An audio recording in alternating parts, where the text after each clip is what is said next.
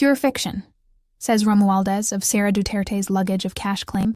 Ferdinand Martin G. Romualdez allegations from Vice President Sara Duterte about him receiving suitcases of cash are purely fiction and are just a figment of the imagination, former House Speaker and late Representative Ferdinand Martin Romualdez said on Monday. Romualdez, in a statement, fired back at Duterte, maintaining that he never accepted anything from illegal gambling after the vice president said she is not surprised about allegations that suitcases containing money from infrastructure projects were delivered to his home due to a previous issue involving a major hotel chain in Metro Manila.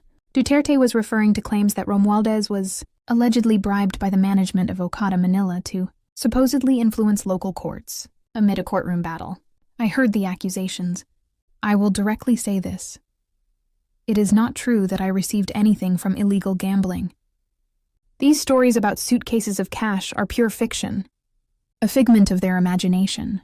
It's easy to point fingers, but the truth is that they cannot prove it.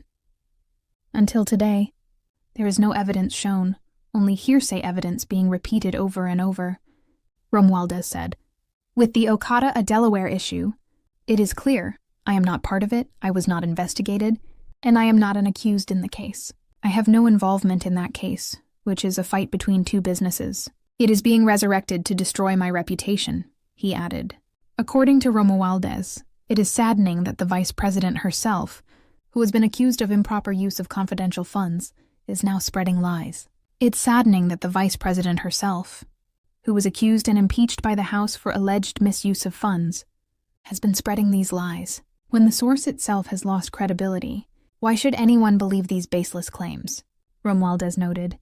During an ambush interview after the office of the Vice President, OVP, budget deliberations at the Senate, Duterte said that she heard of these rumors about suitcases being delivered to government officials as kickbacks from infrastructure programs, particularly flood control projects. We have known this for a long time because there have been talks. Even at the beginning of our term as president and vice president, we have heard about the delivery of money in suitcases, but it only was aired publicly now because there are witnesses who claim to have brought suitcases, Duterte said. It's not odd for Martin Romualdez, because he was already involved in heavy luggages regarding the Okada case. If you remember it correctly, there is a case in the state of Delaware in which he was named as allegedly receiving cash stashed in luggage, she added.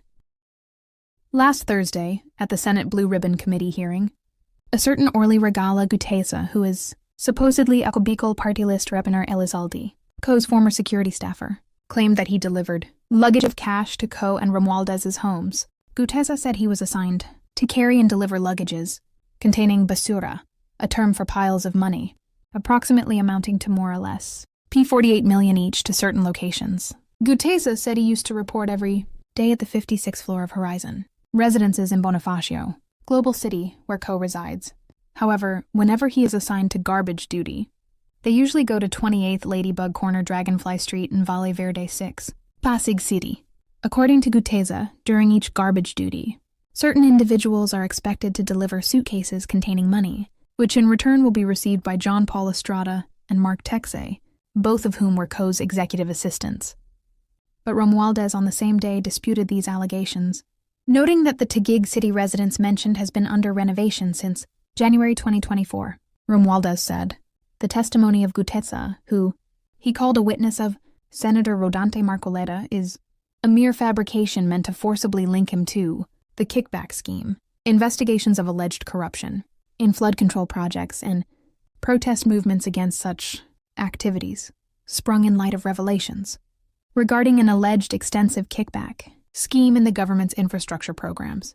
Issues on flood control projects were highlighted during President Ferdinand Marcos Jr.'s Fourth State of the Nation address, where he condemned government officials and firms who allegedly earned kickbacks at the expense of people suffering from heavy flooding, even after mild rain showers. Marcos said these officials and contractors should be ashamed of themselves.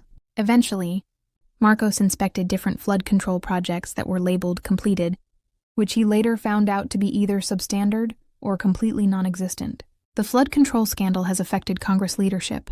Last September 8, former Senate President Francis Escudero was replaced by Senate President Vicente Soto III after Escudero was criticized for receiving a $30 million as campaign donation in 2022 from a contractor, whose firm was able to bag a lot of government infrastructure projects.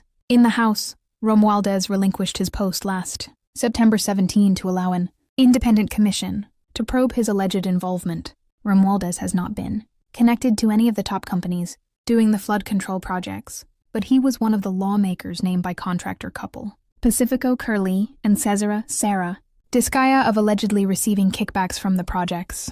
Romualdez called out the Duterte couple's claims, calling it false, malicious, and nothing more than name-dropping.